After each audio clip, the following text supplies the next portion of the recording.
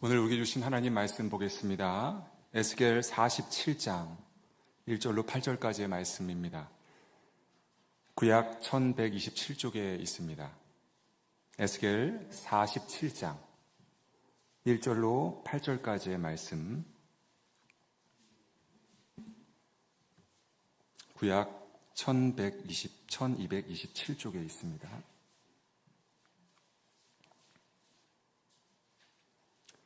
네, 한 절씩 교독하시고 마지막 8절은 합독하시겠습니다. 제가 먼저 읽겠습니다. 그가 나를 데리고 성전 문에 이르시니 성전의 앞면이 동쪽을 향하였는데 그 문지방 밑에서 물이 나와 동쪽으로 흐르다가 성전 오른쪽 제단 남쪽으로 흘러내리더라. 북문으로 나가서 바깥길로 꺾여 동쪽을 향한 바깥문에 이르시기로 본즉 물이 그 오른쪽에서 스며 나오더라. 그 사람이 손에 줄을 잡고 동쪽으로 나아가며 천척을 측량한 후에 내게 그 물을 건너게 하시니 물이 발목에 오르더니 다시 천척을 측량하고 내게 물을 건너게 하시니 물이 무릎에 오르고 다시 천척을 측량하고 내게 물을 건너게 하시니 물이 허리에 오르고 다시 천척을 측량하시니 물이 내가 건너지 못할 강이 된지라. 그 물이 가득하여 헤엄칠 만한 물이요 사람이 능히 건너지 못할 강이더라. 그가 내게 이르시되 인자야 내가 이것을 보았느냐 하시고 나를 인도하여 강가로 돌아가게 하시기로 내가 돌아가니 강 좌우편에 나무가 심이 많더라. 함께 읽겠습니다. 그가 내게 이르시되 이 물이 동쪽으로 향하여 흘러 아라바로 내려가서 바다에 이르니 이 흘러내리는 물로 그 바다의 물이 되살아나니라. 아멘. 우리 금년 개포교회 표어가 우리는 깊이 있게 나아간다 입니다. 새해를 맞아서 이 표어를 묵상할 때마다 이런 생각을 하게 됐습니다. 대체 깊이 있게 나아가는 신앙이란 무엇일까 하는 질문을 스스로에게 던졌습니다. 아마 저뿐만이 아니라 많은 성도님들께서 그러한 질문을 자신에게 던졌을 것이라 생각됩니다. 여러분은 그 질문에 어떠한 답을 찾으셨습니까? 저 같은 경우에는 가장 먼저 떠오른 단어가 스며들다라는 단어였습니다. 이 스며들다라는 단어의 사전적 의미는 먼저 물리적 의미로는 무언가 천천히 배어들거나 흡수되는 것을 의미하고 또 감정적으로는 누군가의 마음에, 생각 속에 자연스럽게 자리 잡는 과정을 의미하죠. 조금 지난 신조어 가운데 줌며들다라는 유행어가 있었습니다. 여러분 들어보셨나요? 이 줌며들다라는 말은 최준이라는 개그맨의 어떤 느끼한 행동을 보입니다. 처음에는 너무 거북하지만 점차 이유 모를 끌림을 느끼게 되고 그 당혹스러움을 표현한 말이 줌며들다라는 표현이에요. 즉, 이 줌며들다라는 표현은 이 최준이라는 개그맨의 매력에 천천히 스며들었다라는 말의 줄임말이죠. 혹시 여러분도 개인적으로 이러한 경험들이 있을 겁니다. 처음에는 좀 별로라고 생각했는데 점점 빠져들어서 헤어나올 수 없는 매력을 느끼게 되는 경우 말이죠. 이러한 경우를 볼수록 매력이 있다라고 해서 볼매라고들 하는데 그 대상이 음식이면 상관이 없는데 좀 그 대상이 사람인 경우에는 좀 상처가 되는 말이기도 해요. 왜냐하면 결국 뭐가 안 좋다라는 말이죠? 첫인상이 안 좋다라는 말이거든요. 볼매라는 것은. 사실 저도 그런 소리를 참 많이 들었습니다. 심지어 제 아내에게도 연애 시절 그런 말을 들었으니까 말 다 했겠죠. 간절히 바라기는 여러분들은 첫인상도 좋고 또 볼수록 또 매력 있는 그러한 여러분들이 되기를 간절히 소망합니다. 첫인상도 좋고 오래 볼수록 더 깊이 스며드는 사람이 되는 것, 그것이야말로 정말 하나님의 사람다운 모습이 아닐까 생각합니다. 자, 다시 줌며들다라는 표현으로 돌아가서요. 사실 이 줄임말은요, 2021년에 오스카 여우주연상을 수상한 윤여정 배우 아시죠? 이 윤여정 배우에게 사용되었던 표현이기도 해요. 그래서 지금도 이 윤여정 배우의 기사를 검색해 보면은 뭐라고 나와 있을까요? 아까는 줌며들다였는데 이거는 육며들다라고 이렇게 표현을 하고 있어요. 그러니까 윤여정 배우에게 천천히 스며들었다, 그 매력에. 그 윤며들다라는 제목들이 줄을 서고 있어요. 사실 사람의 인생은 수많은 환경의 스며듦을 통해서 현재 우리가 만들어졌다고 해도 과언이 아닙니다. 가정이나 학교나 친구, 각종 미디어, 어떤 서적들을 통해서도 우리는 우리 자신도 모르는 사이에 무수히 많은 환경적 요인들을 나의 삶에 스며들게 하면서 살아가고 있어요. 그리고 좋든 싫든 이러한 과정은 우리의 생명이 다하는 그날까지 지속됩니다. 여러분 혹시 개구리 증후군이라고 들어보셨습니까? 어떤 작은 변화에 무뎌져 결국 큰 위기를 인지하지 못하는 그런 어리석은 모습을 비유한 표현이에요. 이야기는 이렇습니다. 끓는 물 속에 갑자기 넣어진 개구리는 어떻게 할까요? 튀어나오죠. 너무 뜨거우니까. 그런데 서서히 데워지는 물 속에 있는 개구리는 그 온도 변화를 느끼지 못하고 결국 죽음을 맞이하게 된다라는 것이 바로 개구리 증후군입니다. 이 비유가, 이 말이 우리의 삶에 중요한 경고를 주고 있어요. 우리가 영적으로 깨어있지 않으면 처음에는 별것 아닌 작은 변화들이 어느새 우리의 신앙을 무뎌지게 만들고 결국 큰 위기를 초래할 수 있다라는 깨달음을 우리에게 주고 있죠. 옛말에 가랑비에 뭐 하는 거? 옷 젖는 줄 모른다라는 말이 있습니다. 여러분은 지금 어떤 물 속에 계십니까? 혹시 서서히 데워지는 물 속에 있지는 않으십니까? 그렇다면 깨어야 할 때가 바로 지금임을 기억하시기 바랍니다. 이런 관점에서 오늘 이 밤 우리 자신을 향해 이러한 질문을 던져봤으면 좋겠어요. 현재 나는 누구에게 또 무엇에게 스며들며 살아가고 있는가? 지금 나는 위기에 봉착해 있지는 않은가? 여러분, 나는 누구에게 그리고 무엇에게 스며들고 있는가라는 질문에 무엇이라고 답변하시겠습니까? 간절히 바라기는 조금도 주저함 없이 예수님입니다. 뭐라고요? 예수님입니다 라고 대답할 수 있는 저와 여러분이 되기를 간절히 소망합니다. 사실 신앙은 대부분 서서히 변화하는 과정을 통해 자라나게 되어 있어요. 하루아침에 성숙해지는 것이 아니고 천천히 그러나 깊이 스며드는 과정을 통해 이루어진다고 생각합니다. 그래서 오늘 설교 제목을 뭐라고 했을까요? 주며들다라고 표현을 해봤습니다. 즉 주님께 스며드는 삶을 살아가자.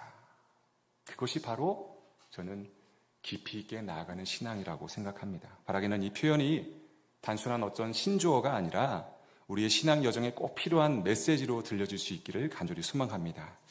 오늘 본문 1절을 다시 한번 보겠습니다. 함께 읽겠습니다. 그가 나를 데리고 성전 문에 이르시니 성전의 앞면이 동쪽을 향하였는데 그 문지방 밑에서 물이 나와 동쪽으로 흐르다가 성전 오른쪽 제단 남쪽으로 흘러내리더라 했습니다. 여기서 우리가 주목할 것은 이 생명수가 어디서부터 흘러나왔는가 여기에 먼저 주목을 해봐야 돼요. 어디서 나왔습니까? 성전에서 나왔다라는 거예요. 성전. 성전은 하나님이 거하시는 장소입니다. 믿으십니까? 성경은 성도의 몸을 또 성령이 거하시는 전이라고 얘기하고 있어요. 우리 한 사람 한 사람이 하나님이 거하시는 성전입니다. 곧 하나님의 전이라고 얘기하고 있습니다. 그러므로 무엇을 말하는 겁니까? 성도의 몸이 곧 성전이 되기 때문에 오늘 본문을 읽을 때 우리는 어떻게 읽어야 하냐? 성전된 성도의 몸에서 생수의 강이 흘러나왔다라고 이해해도 결국 틀린 말이 아니라는 거예요. 물론 우선적으로 우리 개포교회에서 이 생수의 강물이 흘러나와야 되는 것이 맞습니다. 그러나 그 생수의 강물이 또 어디에서 흘러나와야 되냐? 우리 몸에서 흘러나와야 된다는 거예요. 그리고 우리 몸에 스며들어 있어야 된다는 거예요. 성전에 스며든 그 물이 흘러나온 거예요. 우리 몸에 스며든 그 물이 흘러나와야 하는 거예요. 교회에 스며든 그 생수의 강물이 흘러나와야 하는 겁니다. 자, 그럼 여기서 한 가지 질문을 더 드립니다. 이 성전에서 생수의 강이 흘러나오려면 어떻게 해야 할까? 이 질문의 답을 우리는 이어지는 2절의 말씀에서 확인할 수가 있습니다. 2절의 말씀을 다시 한번 읽어보겠습니다.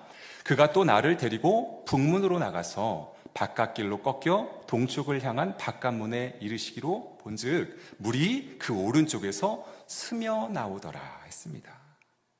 여기서 우리는 스며 나오더라라는 표현에 주목할 필요가 있어요. 자칫 잘못하면 하나님께서 주시는 생수의 강물이 매우 부족하게 느껴질 수 있기 때문에 우리는 주목해야 합니다. 스며 나온다 하면은 찔끔찔끔 나오는 것처럼 이해할 수가 있어요. 그러나 이 표현은 본래적인 의미는 물이 솟구쳐 나왔다라는 것입니다. 상식적으로 한번 생각해 봅시다. 성전 외벽을 타고 물이 스며들었다라는 것은 무엇입니까? 그 안에 생수의 강물이 가득 찼기 때문에 외벽까지 넘쳤다라는 것을 의미해요.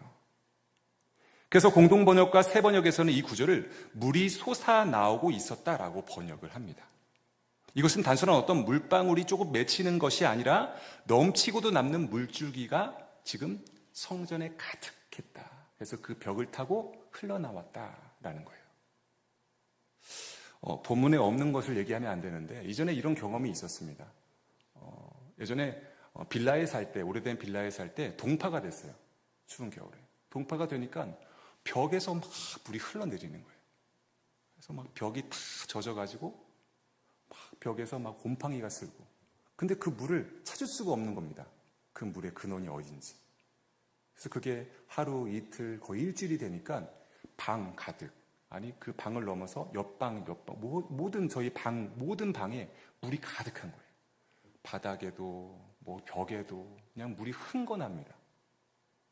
여기서 제가 확인하게 된 것은 벽에 물이 가득할 때 물이 스며져 나온다라는 거예요. 가득하지 않으면 스며져 나오지 않아요. 지금 여기서 말하는 것은 이 성전에서 물이 스며 나왔다라는 것은 찔끔찔끔 흘러나왔다는 것이 아니라 그 안에 가득한 생명수가 차고 넘쳤기 때문에 스며서 흘러나왔다라는 것을 얘기하고 있는 겁니다. 이것이 중요하다라는 거예요. 오늘 우리가 기억할 것은 바로 이것입니다. 우리가 깊이 있게 나아가기 위해서는 주님께 스며들어야 하는데 그 스며드는 삶은 어떤 삶이에요? 충만한 삶이라는 거예요. 내 안에 주님으로 충만할 때 물이 스며져 나오게 되는 것이다 라는 것을 기억하시기를 축원합니다. 이 초등학생도 알만한 이 상식적인 논리를 예수님께서도 제자들에게 가르치셨어요. 요한복음 7장 38절에 보면은 이런 말씀이 있습니다. 우리가 너무나 잘 아는 말씀이에요. 나를 믿는 자는 성경의 이름과 같이 그 배에서 생수의 강이 흘러나오리라 하시니. 아멘입니다. 성도가 성령으로 충만할 때, 주님으로 충만할 때 그 배에서 생수의 강이 흘러넘치게 되어 있는 거예요. 성령으로 충만하다는 것은 예수님으로 충만한 것과 같은 말입니다.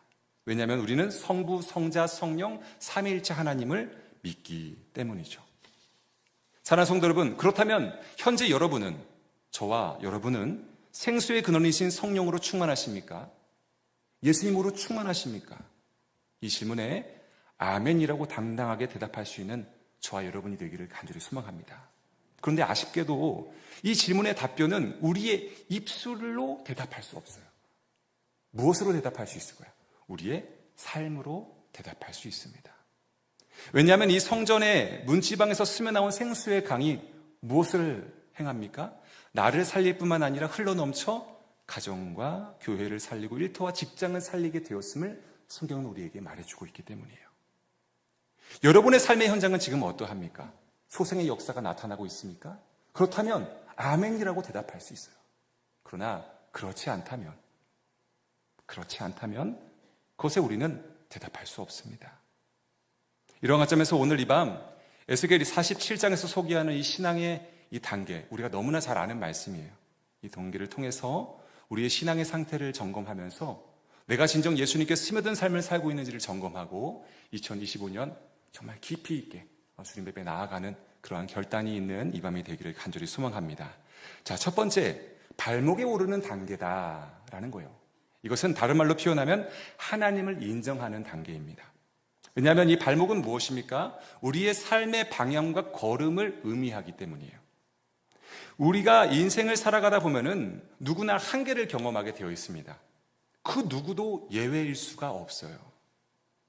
그렇게 내 힘으로 안 되는구나, 내 힘으로 다 되지 않는구나 라고 인정될 때 그때 우리가 누구를 찾냐? 비로소 하나님을 찾게 된다라는 거예요. 잠언 16장 9절에 이런 고백을 하게 되는 겁니다. 사람이 마음으로 자기의 길을 계획할지라도 그 걸음을 인도하시는 이는 누구라고? 여호와시라라고 말하는 겁니다. 이러한 고백을 하게 되는 거예요. 사랑하는 성도 여러분, 현재 우리의 발걸음은 어디를 향하고 있습니까? 우리의 발목은 지금 어디에 잠겨 있습니까? 발목이 생수에 닿는 순간 우리의 걸음은 저절로 하나님을 향하게 되어 있는 거예요. 나도 모르게 하나님을 인정하게 된다라는 겁니다. 그러므로 성전 문지망에서 스며든 생명수가 이 발목에 차오른다라는 의미는 주님의 손에 발목이 붙잡혔다라는 것을 의미하는 것입니다. 어떤 분들은 이렇게 표현하면 좀 섬뜩하게 느끼기도 해요. 갑자기 예수님이 내 발을 팍 잡으면 깜짝 놀랄 수 있잖아요. 근데 우리가 생각을 잘 해봐야 합니다. 그 손이 우리를 놀래키려 하기 위함이 아니라 우리를 살리기 위함에 있다는 것을 기억하시기 바랍니다. 우리가 절벽을 향해서 내달리고 있는데 주님이 나의 발목을 잡는다라는 것은 나를 놀래키기 위함이 아니라 나를 살리기 위함에 있다는 거예요. 주님의 손길은 바로 그런 손길이라는 거예요. 우리를 살리기 위해서. 감사함으로 그 발목을 잡으시는 손길을 누리는 올 한 해를 살아가시는 저와 여러분이 되기를 간절히 소망합니다. 자, 두 번째는 어디에 오르는 단계죠? 발목 다음에 무릎에 오르는 단계. 이것은 다른 말로 표현하면 하나님께 순종하는 단계다라고 표현할 수 있습니다. 왜냐하면 무릎은 기도와 순종을 의미하기 때문이에요. 우리는 무릎을 생각하면 기도를 생각하게 되어 있습니다. 기도, 무릎, 항복을 의미하는 거예요. 하나님 앞에 항복을 선언하는 겁니다. 많은 사람들이 하나님을 인정합니다. 하나님의 살아계심을 인정해요. 이 발목까지는 인정합니다. 그런데 무릎을 꿇고 자신의 삶을 온전히 내어 맡기지는 못한다라는 거예요. 하지만 무릎을 꿇는다라는 것은 내 삶의 주인이 하나님이심을 고백하는 것. 그때 비로소 우리는 나의 무릎에 생명수가 올랐다, 차올랐다라고 고백할 수 있게 되는 겁니다. 앞서 살펴보았듯이 이 발목의 잠김으로 인하여 하나님의 존재를 인정하는 것은 사실 그렇게 어렵지 않습니다. 믿지 않는 불신자들도 우연, 기적 이런 것들로 어떠한 초월자의 존재를 인정하고 있어요. 그러나 무릎에 잠겨서 하나님 앞에 무릎을 꿇는 일은 결코 쉽게 이루어지지 않습니다. 왜냐하면 이 무릎을 꿇는 일은 자신의 자아와 경험과 지식을 포기하는 자에게만 주어지기 때문입니다. 자신의 한계를 깊이 절감하고 느낄 때 비로소 이룰 수 있는 단계라는 거예요. 노방전도를 하다 보면은 뜻하지 않은 상황들을 겪게 됩니다. 때로는 상처를 받기도 하고 때로는 도전을 받는 순간도 있어요. 저에게도 인상 깊었던 경험이 있는데 어느 날 지나가다가 이제 지나가는 대학생 친구에게 이제 전도를 하게 되었습니다. 안녕하세요, 형제님. 교회에서 나왔습니다. 지금 물티슈를 나눠주고 있는데 무료입니다. 그냥 부담 갖지 마시고 받아주세요. 근데 그 대학생이 그 물티슈 하나를 그렇게 안 받는 거예요. 끝까지. 계속 줄줄줄 따라가면서 제가 제발 받아가시라고. 됐다고 계속 그러는 거예요. 그러더니 자신이 왜 물티슈를 받지 않는지 그 이유에 대해서 이제 말을 해주더라고요. 뭐라고 얘기하냐? 죄송해요. 전도지를 받고 교회에 나가지 않고 또 예수를 믿지 않으면 천벌을 받을 것 같아요. 다른 분들 나눠주세요. 여러분, 놀랍지 않으십니까? 불신자가 오히려 하나님의 존재를 더 명확하게 인식하고 있다는 거예요. 하나님 무서운 줄 아는 거예요. 하나님 무서운 줄 아는 거예요. 저는 아직도 그날의 경험이 생생합니다. 이 불신자 형제는 하나님 앞에 무릎을 꿇지는 않았지만 발목에 잠겨 하나님의 존재를 인정하고 있었다는 거예요. 사랑하는 성도 여러분, 스며든 생명수가 무릎에 오르는 단계는 하나님을 인정하는 것을 넘어서야만 합니다. 그것으로 만족해서는 안 된다는 거예요. 불신자도로 하는 일을 특별한 일로 여겨서는 안 돼요. 주님 앞에 회개하고 무릎을 꿇고 하나님께 순종하는 저와 여러분의 올 한 해가 되기를 간절히 소망합니다. 여기까지 나아가야 돼요. 무릎까지 나아간다. 자, 근데 우리는 그것으로도 만족할 수 없죠. 셋째는 어디에 오르는 단계입니까? 허리에 오르는 단계. 허리는 말씀으로 중심을 잡는 단계다라고 표현할 수 있습니다. 허리는 우리 몸의 중심을 잡아주는 역할을 해요. 그래서 허리를 다치면 아무것도 할 수 없는 것처럼 중심을 잡는 것이 참으로 중요하다라는 거예요. 허리를 다쳐본 분들은 그 소중함을 절실히 느낄 수 있습니다. 허리는 몸의 중심축이기 때문에 앉고 서고 눕는 모든 행동에 제약이 생기게 되기 때문이죠. 하지만 평소에 그 중요성을 잘 깨닫지 못해요. 이것은 마치 우리가 하나님의 말씀의 중요성을 일상에서는 관가하는 것과도 같다라는 것이죠. 말씀 없이는 우리의 삶이 무너질 수밖에 없지만 평소에는 그 소중함을 잊고 살아가게 된다. 그것을 생각하게 되는 것 같아요. 제가 지금 허리 아픈 사람 이렇게 얘기하다가 잠깐 미소 지은 이유는 우리 새로 오신 조창원 전사님께서 허리를 어제 살짝 삐끗하셨어요. 그래서 지금 오늘 침도 맞고 오셨는데 갑자기 생각이 나서 네, 지금 저랑 눈 마주쳐서 지금 웃었습니다. 서로 같이. 여러분 혹시 리프팅 벨트라고 혹시 아십니까? 일반적으로 이 벨트는 단순히 어떤 허리의 부상으로부터 보호하는 도구로 이해합니다. 그러니까 헬스장에 가면은 이렇게 무거운 걸 들기 위해서 허리에 차는 벨트를 말하죠. 또 우리가 흔히 봤을 때는 역도 선수들이 그렇죠? 풀었다가 이제 들기 전에 묶고 들어 올리는 그 벨트를 말해요. 이 벨트를 우리가 흔히 그냥 이 허리의 부상으로부터 이 허리를 보호해주는 도구로만 생각합니다. 그런데 사실 이 벨트는요, 더 많은 무게를 들어 올릴 수 있도록 돕는 역할을 해요. 즉, 이 벨트는 차는 여부에 따라 평소에 들어 올릴 수 있었던 그 한계를 돌파하게 된다는 겁니다. 저는 이것이 말씀으로 허리를 두르는 것과 동일하다라는 생각을 하게 되었습니다. 그때 그 순간 뇌리에 스친 말씀이 에베소서 6장 14절 말씀이죠. 사도 바울이 전신갑주를 소개하며 뭐라고 얘기합니까? 진리로 너희 허리띠를 띠라. 진리의 허리띠가 생각이 나더라고요. 우리의 신앙을 고정하고 이 진리의 허리띠, 말씀으로 우리의 신앙을 고정하고 외압에 흔들리지 않게 하는 역할을 이 진리의 허리띠가 할 뿐만 아니라 우리의 한계를 확장시키는 힘도 또한 있다라는 것이에요. 여러분, 허리의 근육이 튼튼하면 평소보다 더 많은 무게를 들 수 있듯이 말씀으로 무장한 사람은 이전에 감당하지 못했던 그러한 삶의 무게도 주님의 능력으로 능히 감당할 수 있게 되는 것입니다. 믿으십니까? 아멘인가요? 아멘이라는 거예요. 아멘. 말씀은 삶의 코어고 중심을 지탱하는 힘이 됨을 기억하시기 바랍니다. 이 코어가 약하면 작은 충격에도 무너질 수밖에 없어요. 말씀을 통해 우리의 영혼이 중심이 강해지면 어떤 상황에서도 우리는 무너지지 않을 수가 있는 것입니다. 세상에서는 우리의 능력과 한계가 고작 허리가 부러지지 않을 정도의 힘이 될 수 있습니다. 그러나 하나님의 말씀을 우리의 허리에 동여매면 더 크고 놀라운 일을 이루게 하신다라는 거예요. 삶의 무게 앞에서 우리가 넘어지고 좌절할 때 우리가 그래서 하나님의 말씀을 붙들어야 하는 겁니다. 주님께서는 오늘 우리에게 말씀하시는 거예요. 자, 이 말씀의 리프팅 벨트를 너의 허리에 차라.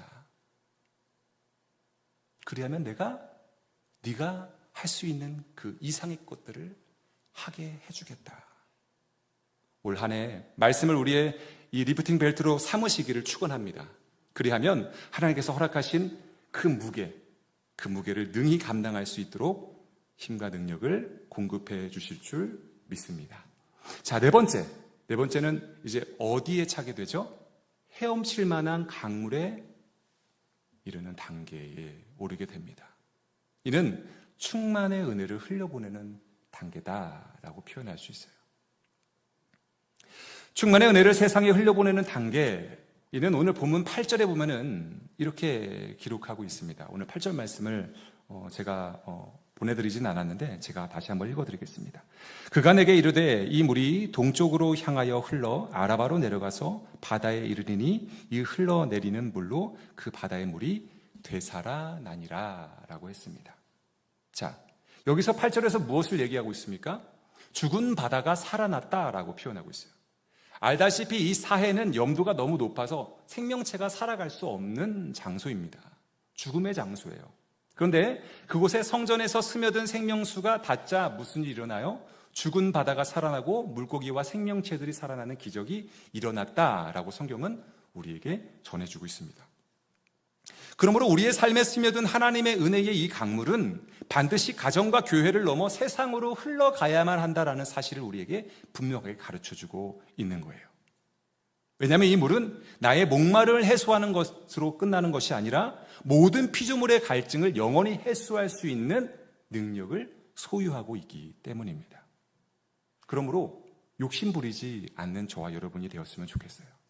하나님의 사랑과 은혜는 공공재라고 표현할 수 있을 것 같아요. 우리 모두의 거라는 거예요. 우리의 것이 아니, 나의 것이 아니라 우리의 것이라는 것. 과유불급이라 했습니다. 괜한 욕심 부리다가 큰일 나는 거예요.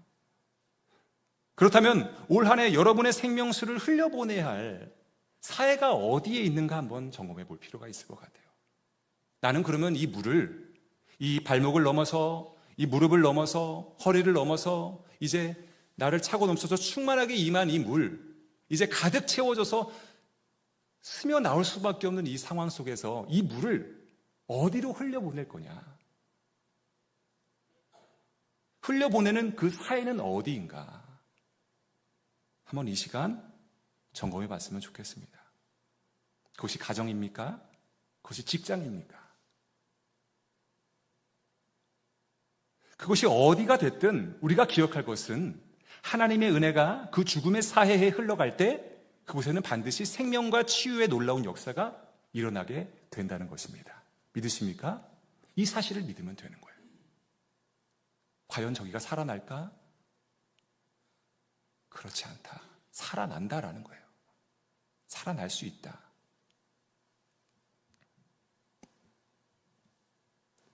예수님께서 사마리아 여인에게 분명하게 말씀하셨어요. 내가 주는 물을 마시는 자는 영원히 목마르지 아니하리니. 그렇습니다.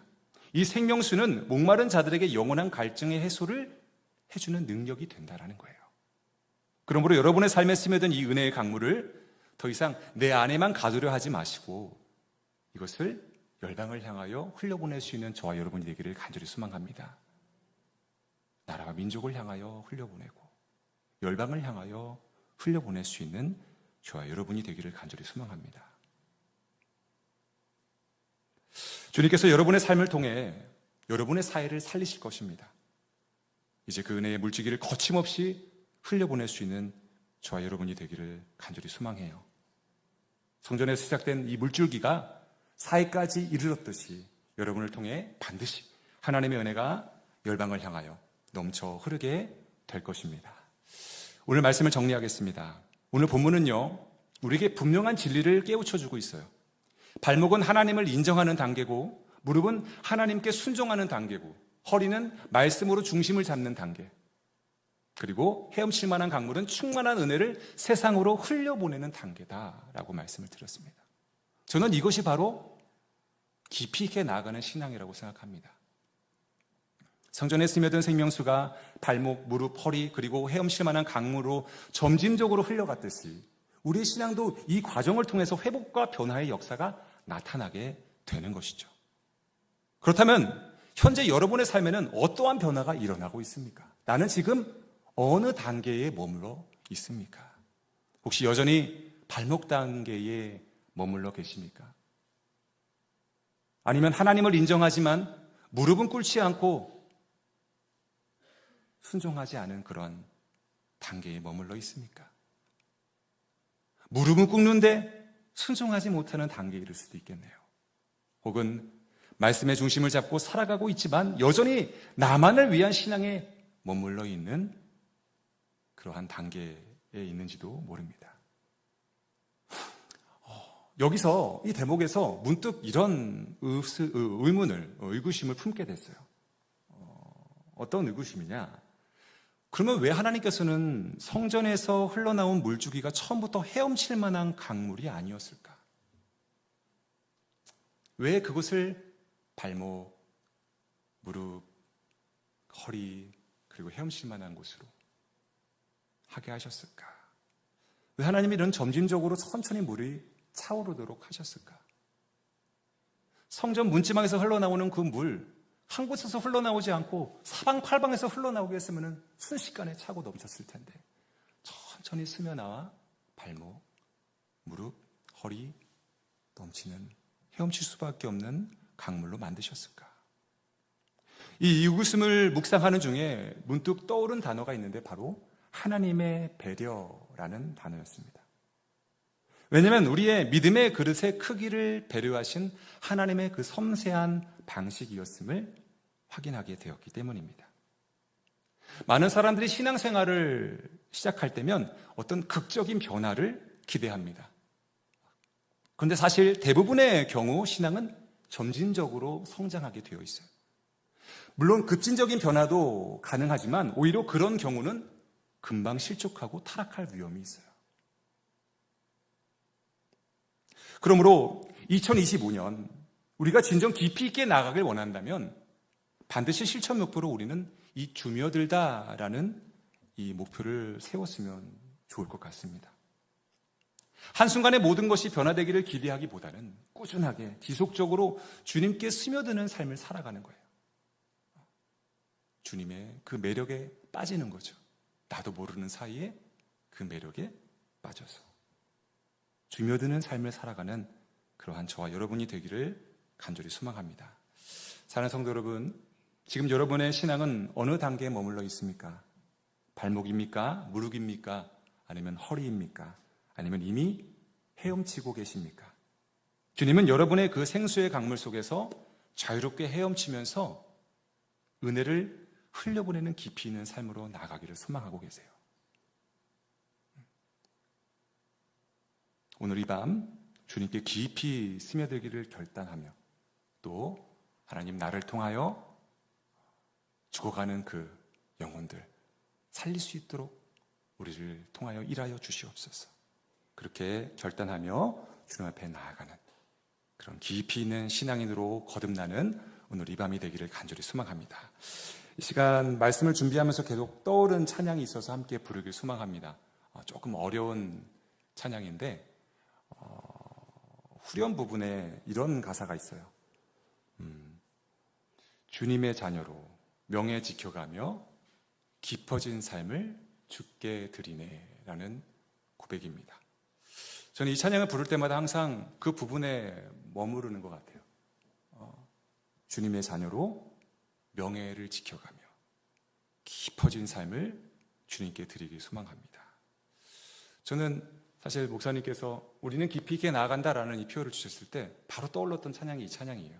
굉장히 좋아했던 찬양인데 한동안 안 부르다가 아무래도 2025년 한동안 계속 자주 들으면서 묵상하게 될 것 같습니다. 오늘 이 찬양을 함께 부르면서 깊이 있는 신앙으로 나아가는 결단이 있기를 간절히 소망합니다. 함께 찬양하겠습니다.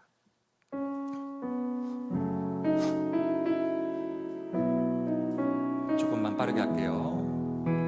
은혜로 날 부르시고 은혜로 날 보듬으시고 사랑으로 품어주셔도 내 마음 한 자락도 지키지 못하는 이 모습 부끄럽습니다.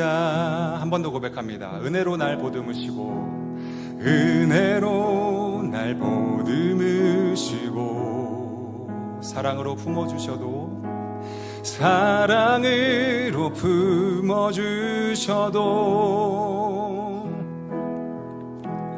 내 마음 한 자락도 지키지 못하는 이 모습 부끄럽습니다.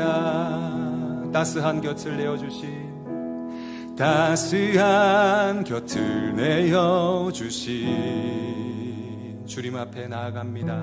주님 앞에 나아갑니다.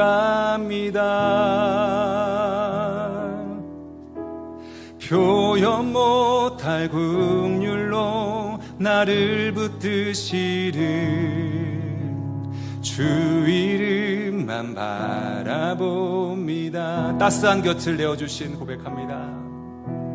따스한 곁을 내어주신 주님 앞에 나아갑니다.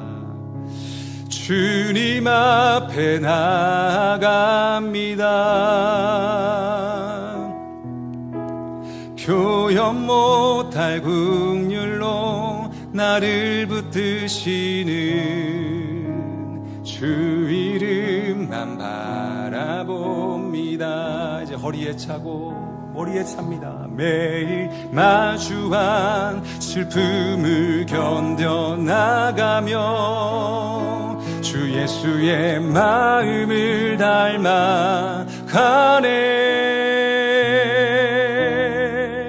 두려운 걸음마다 주와 동행하니 주지하며 오늘을 건네. 매일 주의 신실한 소망을 깊이 담으며 주 예수의 풍요를 채워 가네. 하나님의 자녀로 명예 지켜가며 깊어진 삶을 주께 드리네. 매일 마주한 슬픔을 견뎌나가며 주 예수의 마음을 채워 가네. 두려운 걸음마다 주가 동행하니 주지하며 오늘을 건네. 주의 신실한 소망을 깊이 담으며 주 예수의 풍요를 채워 가네. 하나님의 자녀로 명예 지켜가며 깊어진 삶을 주께 드리네. 하나님의 자녀로